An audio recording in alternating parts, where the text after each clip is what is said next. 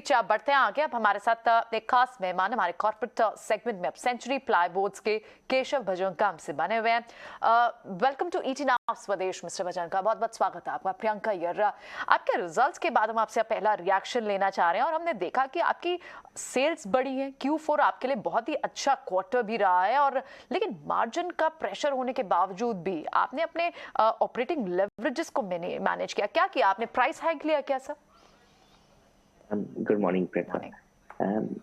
हमने एक्चुअली दो तीन चीजें की हैं। हमने अपने कोर बिजनेस में फोकस किया है। हमने काफी सारे नए इनिशिएटिव्स किए हैं, जैसे कि हमने वायरोकल टेक्नोलॉजी, फायरवॉल टेक्नोलॉजी और हमारे पूरे गो टू मार्केट को बदला है। इन सभी के कारण और क्योंकि हम मार्केट लीडर हैं, हमारे हाथ में प्राइसिंग पावर है, हम कॉस्ट इंक्रीसेस को मार्केट को पास ऑन करते गए। इस वजह से मुझे लग रहा है कि हम अपने मार्जिन्स को मेंटेन कर सकें, और मैं उम्मीद करता हूं कि आगे जाके भी हम इन मार्जिन्स को मेंटेन कर पाएंगे। बिल्कुल Keshav, good morning. Mansi this side. Of course नतीजे यहाँ पर अच्छे हैं और इसके लिए आपको ढेरों शुभकामनाएं, लेकिन डिमांड सिनेरियो जिस तरह से आप देख रहे हैं, क्या लगता है? इनपुट कॉस्ट प्रेशर्स तो लगातार देख ही रहे हैं हम। डिमांड सिनेरियो क्या है और सेगमेंटल परफॉर्मेंस कहाँ पर सबसे ज्यादा स्ट्रेंथ सेगमेंट वाइज आपने देखी? Good morning. देखिए, पार्टिकल बोर्ड और एमडीएफ में हमारा बेस काफी लो था, इस वजह से आप काफी स्ट्रॉन्ग ग्रोथ देख रहे हैं। लेकिन मुझे लगता है कि हर सेगमेंट में हमने अच्छा परफॉर्म किया है। चाहे प्लाईवुड देखें आप, चाहे लैमिनेट देखें, we have had strong growth everywhere. तो मुझे लगता है कि सारे सेगमेंट्स अच्छा करेंगे आगे जाके। एमडीएफ में हमारी एडिशनल कैपेसिटी आ रही है इस साल, तो उसके वजह से मुझे लगता है कि एमडीएफ में ग्रोथ और भी अधिक रहेगी। लेकिन सारे सेगमेंट्स में अच्छे ग्रोथ की उम्मीद कर रहा हूँ मैं। और जहां मार्जिन का सवाल रहा, हमने प्लाईवुड में 13 से 15%, लैमिनेट्स में 14 से 16%, एमडीएफ में 25% और पार्टिकल बोर्ड में 25% मार्जिन की गाइडेंस दी थी, और मुझे लगता है कि हम इन्हें मेंटेन या एक्सीड कर पाएंगे।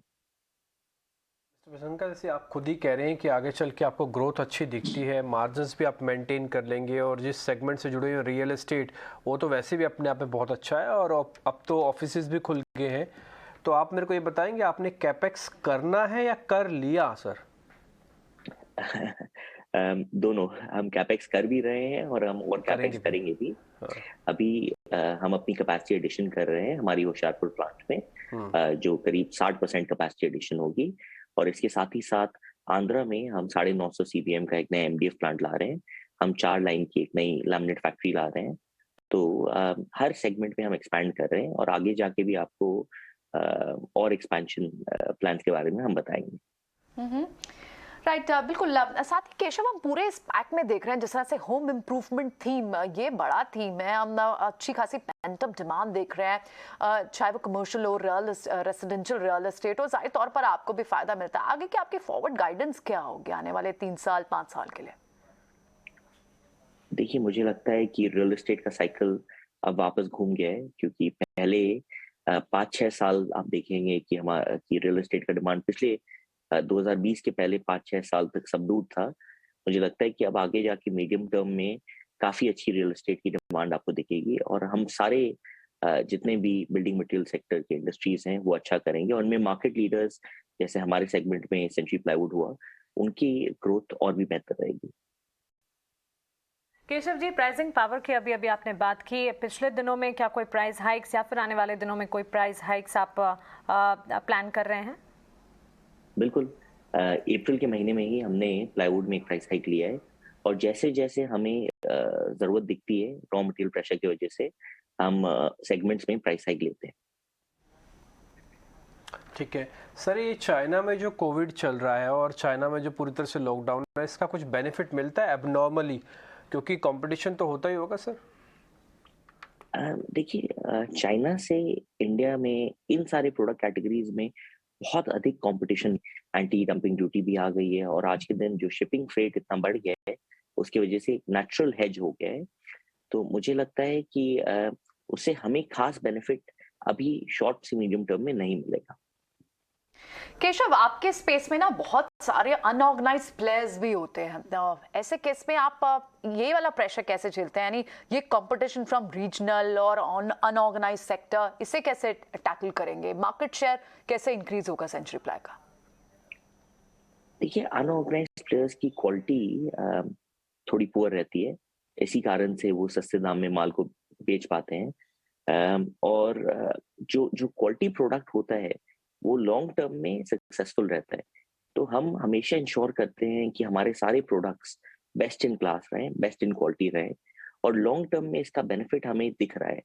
अब ब्रांड की जो स्ट्रेंथ है वो कोविड के बाद और भी इम्पोर्टेंट हो गए। जिसने भी कोविड के समय पे, लॉकडाउन के समय पे अपने घर पे कुछ भी इशू फेस किया है प्लाईवुड, लैमिनेट्स, एमडीएफ इन प्रोडक्ट्स में, वो अब नॉन ब्रांडेड प्रोडक्ट नहीं खरीदेगा। तो मुझे लगता है कि ये एक स्लो चेंज है, पर डेफिनेटली चेंज आ रहा है, और इसके सबसे बड़े बेनिफिशियरी हम ही रहेंगे। केशव, वन लास्ट थिंग, आने वाले क्वार्टर्स के लिए क्या तैयारियां हैं, कोई गाइडेंस अगर आप देना चाहें, और साथ ही एक्सपोर्ट्स को लेकर आपका नजरिया क्या है हमारे माध्यम से सरकार को, अगर आप कुछ कहना चाहें। देखिए, हमने जो ग्रोथ अचीव की है लास्ट ईयर में, हमारी कोशिश तो रहेगी कि हम उसी हिसाब से ग्रोथ को मेंटेन करें। ओवरऑल कंपनी में 20% ग्रोथ की हम चेष्टा करते हैं, और एक्सपोर्ट्स में मुझे लगता है कि जो हम कर रहे हैं वो एज अ कंट्री वो अच्छा कर रहे हैं, लेकिन इंफ्रास्ट्रक्चर जो गवर्नमेंट ने लास्ट बजट में भी लिया है, अगर उसमें थोड़ा और डेवलपमेंट हो, तो और इम्प्रूवमेंट हो, तो ओवरऑल कंट्री के एक्सपोर्ट्स को बेनिफिट मिलेगा।